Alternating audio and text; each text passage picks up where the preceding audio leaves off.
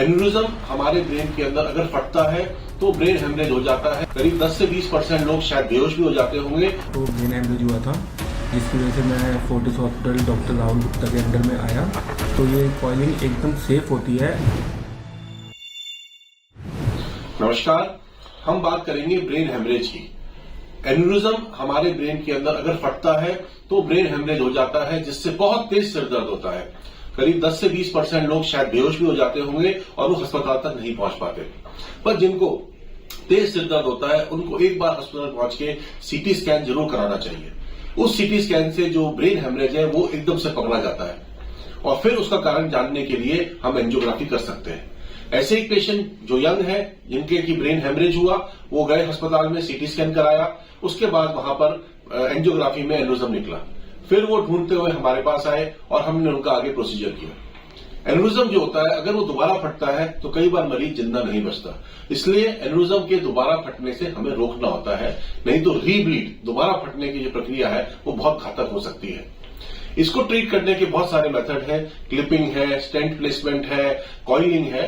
तो ये सब प्रोसीजर्स हम लोग रूटीनली एज ए न्यूरोसर्जन अपने हॉस्पिटल में करते हैं और इससे पेशेंट्स को फायदा होता है। जैसे इन पेशेंट में हमने कॉइलिंग करा, तो कॉइलिंग का मतलब होता है कि हम उस एन्यूरिज्म के अंदर कुछ भर देते हैं, जिससे उसके अंदर की ब्लड सप्लाई जो है बंद हो जाती है और वो दोबारा नहीं फटता। तो बेसिक एम क्या है कि वो दोबारा नहीं फटना चाहिए। क्लिपिंग में क्या करते हैं, हम सिर खोल के अंदर जाके उसके अंदर चिमटी लगा देते हैं ताकि वो उसके अंदर की ब्लड सप्लाई बंद हो जाए और वो दोबारा नहीं फटे।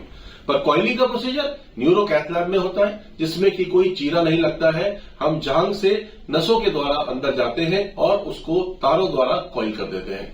कई बार एन्यूरिज्म का अगर मुंह बड़ा होता है, कॉइल टिकने के लायक नहीं होती, तो उसमें हम स्टेंट की डाल के भी उसको ठीक कर सकते हैं।